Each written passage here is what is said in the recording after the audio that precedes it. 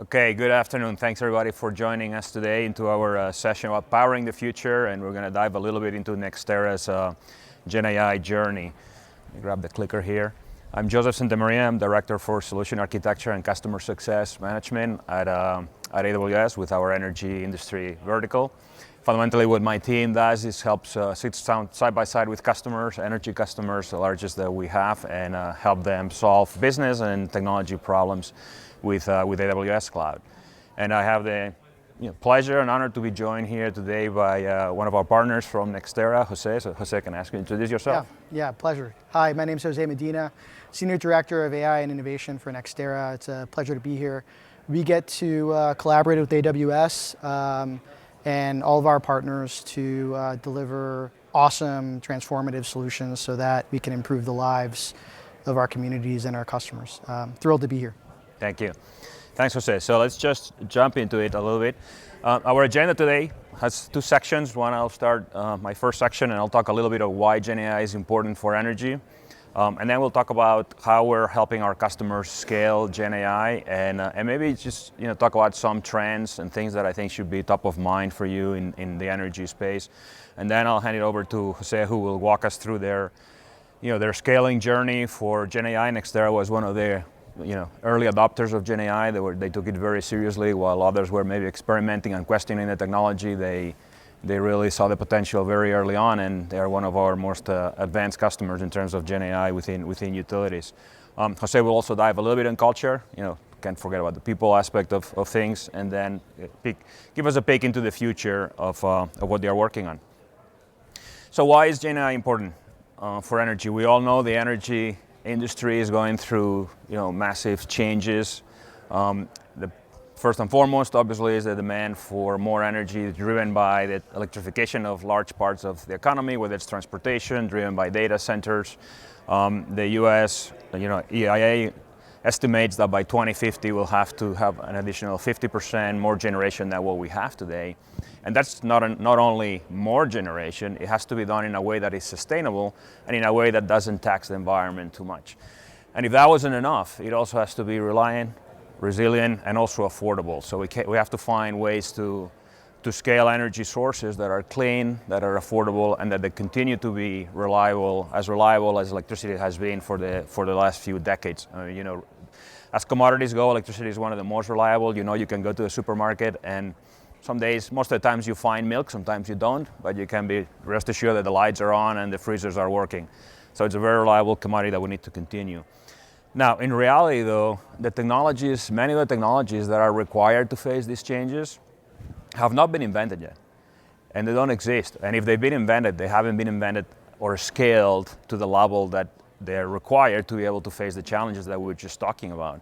So the way to solve that is through innovation and inventing new things and inventing new ways to solve old problems and new problems that are going to come as this transition evolves. And Gen AI is going to be a key component of that transformation, that innovation. So we're really happy to see as our customers NextEra, are really evolving their journey in Gen AI. And if you think about where we were just literally about 18 months ago, in our early phases of experimentation, we had customers who were really starting to play with the technology. They built some proof of concepts. Their main focus was kind of to learn, maybe solve some simple processes. They were taking general models. They were not really embedding their own data into the use case they were solving. They were not connected. They were asking questions, getting an answer. They were not connected anywhere else. And that's what we saw. The majority of our customers now, though, are in the second stage, which is where they're scaling Gen AI across the enterprise. So things they're looking at their data and see I have a generic model that is very powerful, but I have also a lot of data that I've accumulated over decades. How can I use that data to solve problems that maybe otherwise I can't solve, or give a better customer experience? They're also starting to stitch the LLM into actions and things that can follow after, and connect to their energy systems. Obviously, the eventual goal is where you have intelligent automation, and you have processes that are augmented with Gen AI, maybe fully run and automated by Gen AI end to end, and operators can validate what is really an autonomous energy system that is driven by Gen AI. And this journey, again, customers are going through this journey. I would say the vast majority of them are in phase 2. I wouldn't say we have any customers in phase 3 just yet. And some customers are in phase 1 still, but again, the majority, I'd say 80% of our customers are in phase 2. And while every journey is different, we see some patterns across our customers. For instance, many of our customers have business cases and use cases, I should say, that they want to do. I'd say on average, our large customers have somewhere between 75 to 150 use cases that they've identified across the enterprise, all the way from back office to front office and operations, that they see potential with Gen AI. But they're struggling to quantify the business case and understand which ones they should prioritize. They also see that across these use cases there are patterns, whether it's RAG, whether it's chatbots, and they want to make sure that they don't reinvent the wheel when they do something that can be stamped and replicated across many of these use cases, that they have the means to do that. They also want to make sure they want to empower their business. They're creating platforms, but they also want to make sure that the business and those solutions that are being built are with approved services, and that every interaction that these solutions are going to have, that these models are going to have, are in a way that complies and they're comfortable, it follows the guidelines and guardrails that from a security, from an interaction with the model that they've established. They also realize they don't have enough people to build these solutions, so they're working towards how can they enable their builders to have the skills and the knowledge and the experience with Gen AI that can help them accelerate that solution building. And then many of our customers, for instance, including NextEra, that were some of the early first adopters, they had to build many of the components in their platforms that now they've become part of our cloud offerings. And now they're struggling with, well, maybe not struggling, but they say, okay, so we had to build this. It doesn't make sense for us to build and continue to operate and maintain this component in our platform. Let's take something standard that comes out of the AWS cloud, and I can focus my builders into solving those 150, 75 business cases and use cases with my business. That's why in AWS, working with our professional services group, we build actually a framework and a methodology that helps our customers do that. Select the right use cases, accelerate and empower their builders to build those applications quickly in a way that's safe, secure, and that in a way that covers the end-to-end of their portfolio. I meet with many executives, and they all tell me, yeah, we want to fix the HR, we want to address HR use cases, find the right policies, how many vacations they have, the IT help desk, but more and more the focus is shifting towards the front line. How can I get better oil production? How I lower my costs? How can I balance the grid? How can I do power flow simulations faster and more accurately? So customers want to cover the end-to-end of the enterprise. Well, they started a little bit more in the back office to manage risk. Now they're quickly setting their sights into the front office. And all this encapsulated by obviously an operational and governance models that allows for sustainable growth. So this platform, we call it the Gen AI Factory, has 4 tiers, 4 layers. The upper one is people and process. I'm sure I'm not surprising any of you when I tell you that most of the challenges are people and process. Is less and less, it's not really the technology, it's stuff like, as we said, business case. How do I build a business case? How can I anticipate the cost of how many tokens a model will come back with? How many do I need to provide? So what type of answers I'm going to get? I'm going to get hallucinations. How accurate will it be? So being able to have a good discipline around building credible, reliable business cases is very important. We also see our customers spending a lot of time on compliance and governance. What are writing policies for what's an approved usage of Gen AI within the enterprise? Okay, we will help customers. We bring models. We bring things that we've seen in other customers. Policies that they can tweak and customize to their environment. We spend a lot of time with legal teams. We have actually a team of lawyers in the IBU that help our customers with whether it's reviewing EULAs, whether it's talk-about risk management, coverage, so on and so forth, and making sure that those legal teams that at the end of the day are very likely to have to approve your usage of Gen AI can do that, and they're comfortable to do that. The same with controls, right? We're probably all familiar with guardrails, Amazon guardrails, and making sure that we can have a way to capture what is an allowed usage and behavior for your models, what you want them to be able to interact, what you want them to stay away from, what type of interactions you want them to have, and having those controls in place. Who has access to what? So we bring risk management templates so that when you're looking at what can go wrong, am I going to have something that is customer facing? Am I have something that is not customer facing? How do I manage my risk? That you have a good risk management and risk framework methodology that you can bring your use cases through so that you can understand where to prioritize. And then obviously resiliency, right? And resiliency is not only, especially as customers start to scale, when you're in phase one with experimentation, you don't care too much about things like cost, you don't care too much about things like resiliency, maybe things like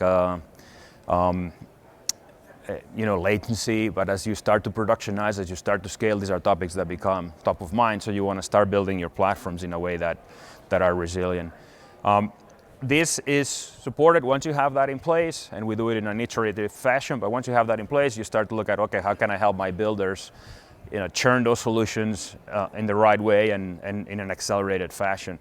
So we work with customers to bring patterns and identify patterns in terms of pipelines, how to connect to your data, how to get your development and sandbox environments with Party Rock or Canvas, Studio, and then how to bring that into a secure CI/CD pipeline all the way into production environment. That's something we hear from many customers is, hey, I want an environment to play with, to experiment, to do sandbox, but we're not quite sure how to do that in a way that still stays connected to my data, but it's an acceptable risk, or we control it very well because it's a sandbox environment. So we'll help customers with that. And as customers see that and they start to build, they grab patterns, right? You start to see your RAG patterns, what type of chat box you're likely to have across the enterprise, how you want to generate code, which one of the better libraries that you have that you want to point your code assistants to make sure that the recommendations are always to the highest standards. What are some of the workflows you're seeing? What's multi-stage, branching workflows? And we create, as part of that factory, we have a repository and library that allows you to store these patterns and keep reusing them in an efficient and agile way. And then finally, another example is prompt development. We all know that prompting is critical to the value you can get out of these applications. And yeah, many of our customers are in the early stages of prompt management. How do you know a prompt is better than another one?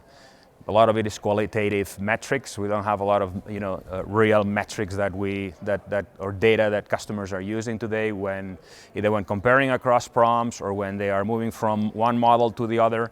So we bring different ways to solve that through prompt versioning, model evaluation, prompt flows, and different ways to make sure that you can get comfortable that the prompts you're using are the ones that get the most value for your use cases. So as you're building these solutions, obviously in your solution layer, there's a platform layer that you're building your solutions upon, and that is where you're going to have your responsible AI, your responsible AI services. Again, consistent guardrails. You want to make sure that every interaction goes through a consistent set of guardrails that minimizes your risk. That enforces restricted topics, that enforces filters content. For instance, in utilities, very important to filter and redact PII, personal information data, as you interact with customers. Obviously, as we said, when you're scaling, you start to care about observability and monitoring. You're going to want to monitor cost. You want to monitor who's using what services and how efficient they are. Going back to some of the prompt metrics that we're talking, you want to start logging so you can track things, so that you can ensure that your platform is performing the way you want to perform. So as we're building this platform and as we put this together, these are some of the components we bring. And as well with the Gen AI governance that we've talked a couple times, who has access to what? Are we enforcing the access control list? How are the users, who has access to Gen AI patterns, and just managing the accessibility and the controls around your platform. That's all part of the platform, and I'm sure nobody's going to be surprised if I tell you that it's built on many of our primitives in Bedrock. We've announced many additional primitives and services in Bedrock over the last couple of weeks, and even today, obviously, and yesterday. But we've been releasing dozens and dozens of primitives and additional services and functions in Bedrock over the last couple of years. Some to mention, knowledge bases for RAG, for the way to automate agents. We'll talk a little bit about that a little bit later. Guardrails, which is a key component of how we enforce security and governance. Amazon Q, if you want to consume data and be able to extract data from your repositories in a very easy way. Things like custom model import. If you're building your own models, we'll talk about that in a minute. You can store those models in Bedrock as well and have them as part of your model library, and a bunch of other security and privacy services. How do we go about this with customers? So typically we start with and by the way, this methodology is not like you have to do it with us. We're happy to share it. If you say, I want to run this internally, I have a really strong team, but I like what I'm hearing, Joseph, can we have it up? The answer is absolutely yes. If you have a partner that you're working with and you want them to use it and as a reference and as a framework, absolutely very happy to share that. So it's not you don't have to do it with us by any stretch of the imagination. And at the end, Jose and I will stick around for questions. We don't have formal questions here because of the type of session, but we'll stick around if any of you have any questions, and I'm happy to talk more about this. But typically how we go about it, we start with an align and assessment phase that lasts a few weeks, and we look at where are you doing some things really well? If you're doing something really well, you don't want to redo that. We'll integrate the rest, we'll put a wrap around what you're doing well. We spend a lot of time focusing on what you're trying to accomplish, and specifically what are the use cases that you want to prioritize. Because the next phase, which is mobilize, we don't just build the platform, we do it when we build use cases. So feedback we got from customers was, hey, don't just give me a platform, let's build a platform together as we enable some of these use cases. So we'll pick those 5 use cases, we'll start training your people, we'll do certifications, we'll do learning needs assessments, immersion days, we'll spend a bunch of time enabling your team, but also building capabilities, whether it's the control libraries, the pattern repositories, the toolkits for model selection or prompt optimization, and we will do that as we're building these use cases, so that you have real life experience, and then at one point you're fully independent and you can scale on your own, and then at the end of the day pick up speed so that you can deliver the value to your business and your customers. That at the end of the day is what we're all trying to do through Gen AI. Couple patterns here that I think you should be, if you're not paying attention to, you should definitely should. One is agentic workflows. This is a quote from Dr. Andrew Ng, which is a member of our board and a very well-known scientist who's talked about how he believes agentic workflows will drive more value and progress perhaps this year than even the next generation of models. You're probably all aware that agents, really the ability that these models have to interact to get data from their surroundings, to get context and then interact and stitch a sequence of steps versus just answering a question. You can now get insights and then stitch those insights into activities, workflows through agents. Here's one example. It's a relatively simple one, but very powerful one. So with even relatively straight, simple agents, you can really transform your business. So it's not like you need massive investments of resources. In this case, our industry is very heavy with assets, with physical assets. So maintenance and monitoring of equipment is critical. And I'm sure all of our customers here, you already have data streams and IoT that is coming and monitoring assets. And it will detect anomalies for sure. The trick is what you do when you detect an anomaly. Typically today, right, somebody needs to assess that anomaly, needs to inspect it. If there's something that needs to be done, a dispatcher needs to find an available and trained technician who can be dispatched. If there's a part that may be needed, needs to be procured. Well, these are all things that you can stitch together with an agentic workflow where, you can pick those patterns. That's not that difficult. You don't need Gen AI for that. But then with Gen AI, you can start doing some of the triage. You can look at some of the equipment manufacturer that's failing, some of the PDFs, some of the support and maintenance booklets. You can look at near history of maintenance. You can look at what parts, and you can start building suggested parts. You can start looking for somebody who's available to be dispatched. You can start putting together a plan of action with an agent or a sequence of agents that will get you from, okay, something's been detected, to a human just reviews a plan, approves it, parts get ordered, people get dispatched, downtime notifications get sent, and all with a relatively straightforward agent. In August this year in our energy symposium, the AWS Energy Symposium in Houston. We announced agents for energy, so we've been working with some of our customers and internally to build a library of agents that can help accelerate our energy, building agentic workflows for our energy customers. What agents for energy is fundamentally, it's as I said, it's a pre-built library of energy agents. We've built 4 of them. We've built 1 for maintenance. We built 1 for production, 1 for regulatory, and 1 for reservoir. And what we have are containers, fundamentally knowledge bases, where we have some sample data, but you can easily drop your data there, and then the agent will have, will be able to leverage your internal data to perform the task that is trained or it's built to perform. For instance, our reservoir agent can, looking at data from either perspective or active, producing reservoirs, it will be able to, using natural language processing, query has an API into our OSDU platform, so you can get OSDU data through the agent, and then it's also built so that it will make some recommendations in terms of well planning and well optimization as you're looking to exploit that reservoir. So we're building these components that you can take, drop your data in a container or a set of containers, and then you have an agent that you can now embed into your workflow. We're seeing a lot of interest from customers, and we give you full ability to choose the model within Bedrock that you want to choose in the background to perform these actions, and there's full traceability. There's actually a demo downstairs in the AWS Industries Pavilion with agents. If you want to take a look at some of them, we'll be happy to share those with you. Another area that we're seeing, it's interesting, we're seeing very rapid evolution is in terms of how customers are using their data to enhance the use cases and to enhance what they're doing with Gen AI, right?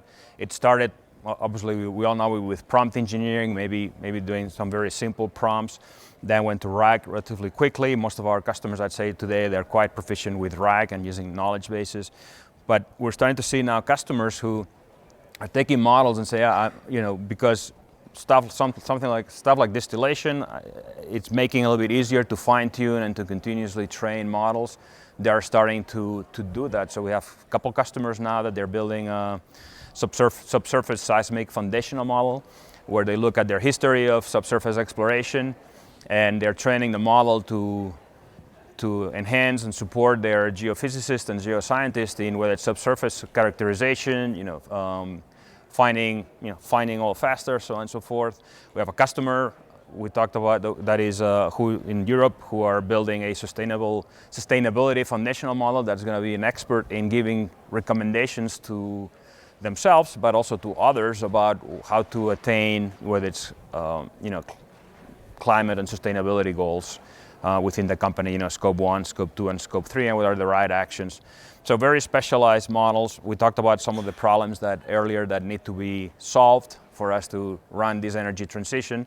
So we have a customer, for instance, that looking for new materials and new mechanisms to produce hydrogen, to capture CO2. So you start to see how the industry is embracing these models to do more frontier and edge and innovative use cases, which I think with some of the services we've released, and as we, whether it's by using Trainium, you can look at ways to lower the cost of fine-tuning, continued pre-training, or even building a model from scratch, as we have some customers doing. The other thing I think you should be paying attention is multimodal, and we've made a lot of announcements around multimodal now. I'm sure I hear a lot of customer feedback around the 6-second video that we showed and everything that allows us to do. We're an industry that obviously is very physical, right? Whether it's video inspection, drones, in terms of equipment conditions. We also have, when I used to work at a utility, we had drawings that were almost 100 years old of gas pipelines that went into, underground. And those drawings have been digitized, and they were in the GIS. You could retrieve the drawing, but the parameters in the drawing had not been embedded and extracted and embedded into the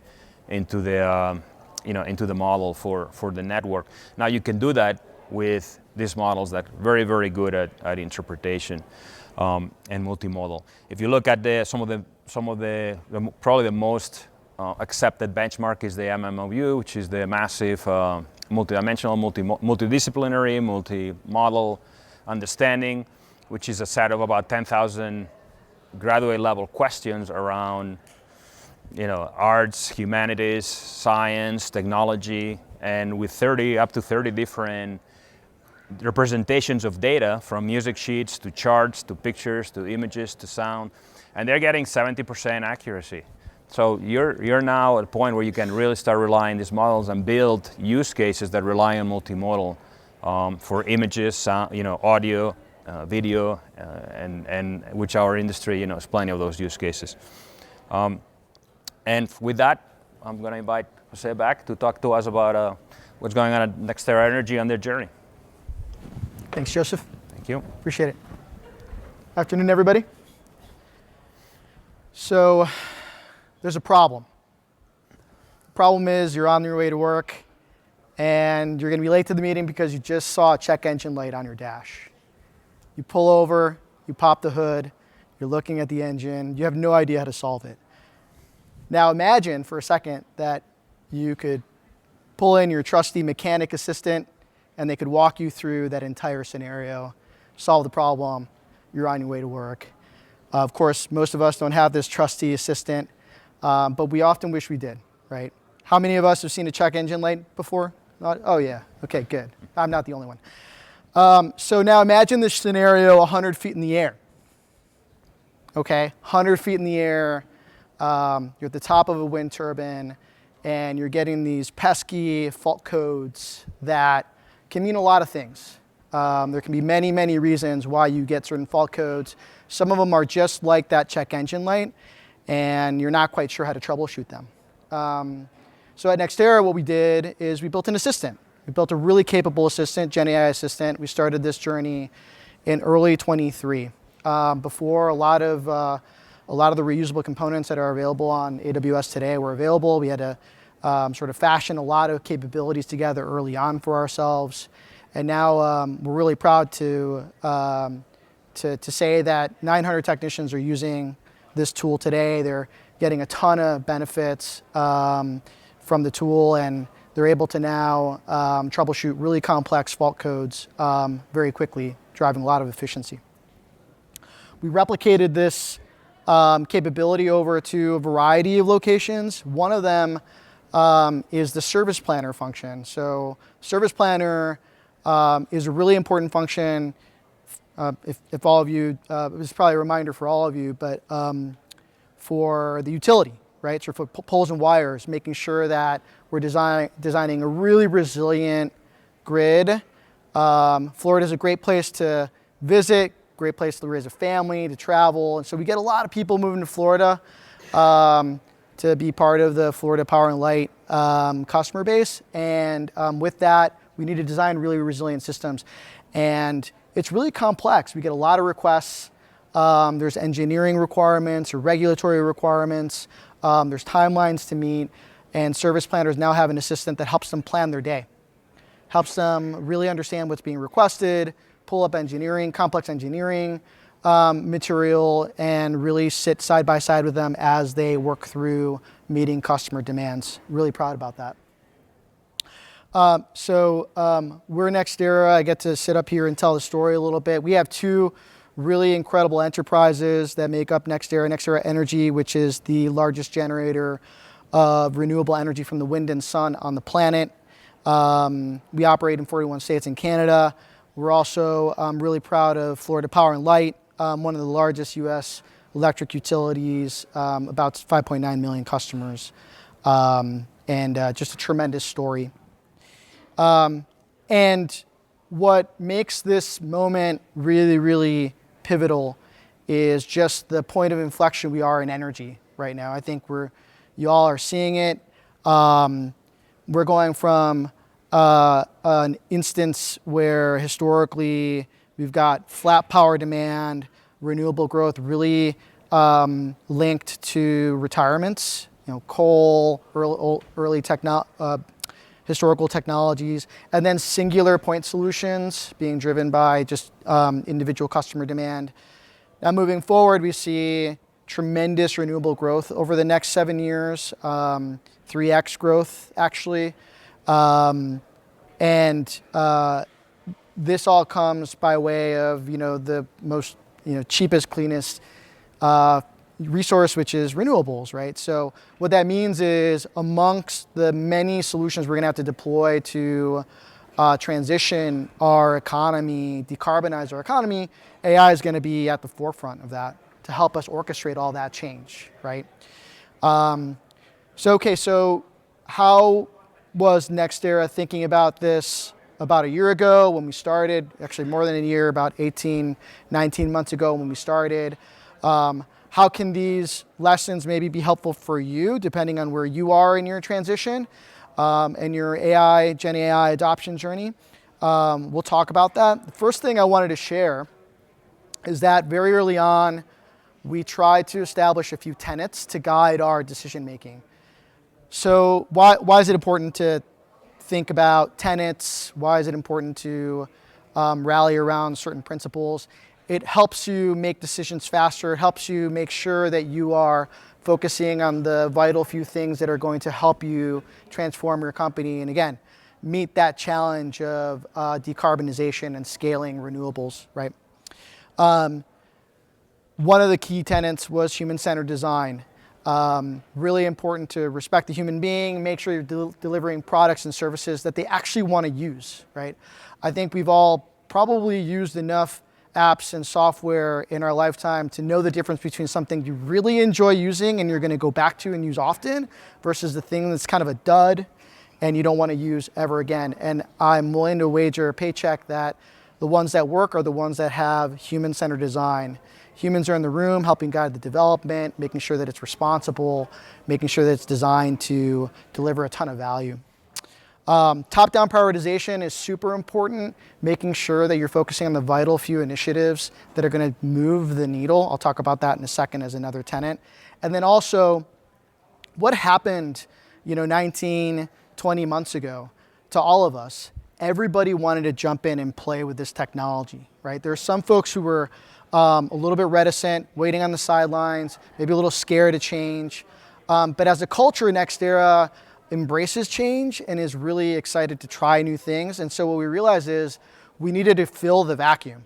We needed to make sure that we were building something, an environment, and a set of reusable components that would drive safe use that we could hopefully leverage to drive additional use cases across the company. And so we built that, and I'll talk about that in a second. Really important to get bottoms-up democratization, getting people really conversant on how to use Gen AI to transform. And what's really magical about this bottoms-up piece is that your organizations will teach you how to embrace Gen AI, right? We'll all come with our own preconceived notions of how Gen AI can help a business or help a customer. And I'm constantly surprised at how incredible the stories are, the organic stories that come out from just employees and customers that are looking to leverage this technology. Unlocking demonstrable value, right? I think early on there were many POCs, many sort of hello worlds, prototypes, but I think we all grow weary of POCs that don't go anywhere. So that goes back to top-down prioritization of high-value use cases and making sure that you're focusing on the things that are going to move the needle and then measuring them to make sure you can continue to have the goodwill of senior leadership teams and folks who are providing your funding to continue putting food on the table. All that aside, I know this is more of a tech talk. We're going to talk a little bit about the reusable patterns. And then I am going to end a little bit on culture because I think it's a differentiator as to why we were maybe further ahead on the journey and why we think we're going to continue to stay ahead, hopefully. Okay, so first things first, I think you all know, I think multiple folks have said it, even the keynotes, data fuels Gen AI, data fuels AI in general. AI that doesn't have your data is going to hallucinate, make things up, not be very useful, cause a ton of frustration. And so one of the things that NextEra did early on is invest heavily in our enterprise data program. Our Our enterprise data program is a suite of tools built all on AWS that harness all of our data sets, right? Bringing hundreds of thousands of tags and data points from our wind turbines, from our solar fleet. We have our financial data in there. We have a ton of human capital data in there. So blending all that together and bringing that all into a cohesive repository lowers the marginal cost of every additional AI use case, right?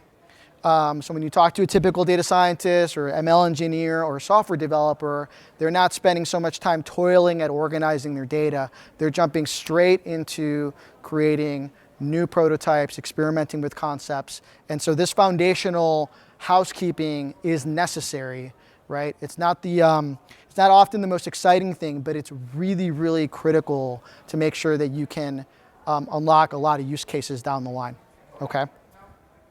So I know there's a lot on this slide, so let me just walk through this left to right. Where am I here? Okay, so left to right, let's start with a little bit on the reusable componentry here. So on the left-hand side, we've got our data sources. I just mentioned EDP, which is a big data source for us. In our environment, we also give people the ability to bring their own user-specified sources, and then if there are some specific external sources they want to bring, we can help them with that as well. In the ingestion layer, as you can see, we use a combination of AWS services to process the connections, the embeddings, the chunking, the indexing, and then in certain use cases that would benefit from graph database and graph handling, we have the ability to accommodate that as well. The data that is processed, if it requires kind of long-term storage or the ability to refer back to that data to drive referential integrity, that is stored in S3. And then we've got a series of data hubs that allow us to then serve up that knowledge in a final layer, which is the consumption layer, where we've got different layers of abstraction and LLM interchangeability to be able to interact with those knowledge bases. Now, this should look like sort of familiar because a lot of the services that are being announced and available now on AWS look pretty familiar. But just keep in mind, some 20 months ago, there wasn't anything turnkey. There were a lot of things that needed to be built bespoke, and we weren't the kind of organization to wait on the sidelines. We saw the potential of the technology, and we wanted to move fast to unlock use cases quickly. So let me jump into how this unlocks value very quickly. So we realized early on that if you built things in this sort of componentry-based approach, that many different use cases became possible, right? So here's one example of a situation where a legal department wants to be able to create a chatbot or an assistant that's based on legal documents. No problem. There are certain elements of this architecture that get activated or deactivated depending on the use case with minimal amount of duplication and rewriting of code, right? This is really, really key because we want to be able to accommodate hundreds of use cases and more accommodate self-serve as much as possible to make sure that if we are building something really, really custom, that we are devoting those finite resources, the really capable data scientists, ML engineers, software engineers, to really high-value, complex things, and allow folks that have maybe simpler chatbot use cases to be able to self-serve, right? So how could this be relevant to you? I'm sure you suffer from the same challenges that we do, that you have hundreds of ideas, demands from all parts of the organization. And maybe 10% of those ideas are going to move the needle in a significant way. That doesn't mean that the other 90% aren't worthwhile, that they can't be helpful. It just means that maybe they're in their infancy and you need to accommodate a way to serve those needs as well so that other folks in the organization can participate in the Gen AI revolution. That's where reusable componentry, the ability to offer self-serve options is really, really critical. You don't want to leave people behind per se, and you also want to make sure you balance the inevitable finite number of resources you have for more customized, complex solutioning. Okay, so this has been a really, really big success for us. We have a number of really colorful quotes from our employees. We have one group that has actually named their assistant. We have kind of funny stories throughout the company, but folks are getting really, really comfortable with AI. I will say this wasn't the case 19, 20 months ago. There was a ton of reticence, right? There were folks who were worried about how it was going to change their lives, their jobs. But because we introduced that foundational democratization layer, the ability for customers to interact with GenAI natively through chatbots, bring their own data, and experiment safely with the NextEra, we've created an open culture, right? A culture of sharing, a culture where ideas can flourish, and we can bubble up and prioritize those that are truly transformational. Okay, so I talked a lot about culture. I know that was a tech piece. Now I want to shift over to culture because I think it's one of the things that helped us maybe move a little more quickly. This is a picture of our drone, FPL Air 1. We were the first commercial fixed-wing drone flyer outside of the FAA in the United States. This is really important for us, right? It's emblematic of a few things. So for Florida Power and Light, beautiful weather most of the year. Sometimes we get hurricanes. And so it's really important for us to be able to respond very quickly and restore life back to normal in Florida. This drone helps us. It allows us to fly consistently, pull back LiDAR data, analyze LiDAR data, assess the damage, and apply appropriate resources to restore, to make sure that we're minimizing the impact as much as possible. Again, just emblematic of the culture at NextEra, trying to experiment with new things to really deliver as much value to our stakeholders and our customers. So we've been focused in a few foundational areas for several years, right? And again, that's emblematic of some of this focus. Extensive experimentation, training, and use of AI, including early language models. We were experimenting with GPT 1.0, 2.0. We were training our own language models. They weren't large at the time. We thought they were large. They weren't very large at the time, but we were experimenting with our own, training our own a number of years ago. So we were trying to anticipate this moment. It was a bit of a dress rehearsal to 2022 and 2023. As I mentioned, we've invested heavily in stitching our data on our enterprise data platform, and that's really, really critical because, again, it lowers the cost of every additional AI use case that you decide to introduce in your organization. It's just the plumbing that is required to make AI that much easier in your company. And then we've consistently been investing in our culture of AI and data innovation. We host summits every year where we bring employees together to compete and showcase their widgets, their technologies, what they're proud of. This year, there was an abundance of AI solutioning, as well as robotics and drones. And so as a culture, we encourage this kind of experimentation, and we encourage it in a safe manner by creating safe environments. We also invest heavily in a innovation ecosystem where we bring in startups. This is a picture of our 35 Mules organization. 35 Mules is a funny name for an organization that supports startups. But if you look back to where Florida Power and Light started about 100 years ago, we started with 35 mules hauling around ice and other sorts of wares at the time. So we called it 35 Mules. But it's a really, really successful program where we bring in early stage startups to, again, pitch their ideas, get some funding, and then we partner them with some subject matter experts within NextEra and Florida Power and Light to help mentor them and make sure that their ventures are successful, right? Awesome. So now I get to talk about what we're excited about next, what I think you guys should be excited about next. I think you probably are if you're here at this conference. So we're really excited about 4 things. So agentic. I think Joseph talked a lot about agentic. We wholeheartedly agree. We think that this is the next big thing in terms of foundation models and how they can be leveraged to transform processes. I think there's no getting away from process transformation. What this is going to do is make the tech a lot more approachable, but there's still the organizational and cultural plumbing that's going to have to happen.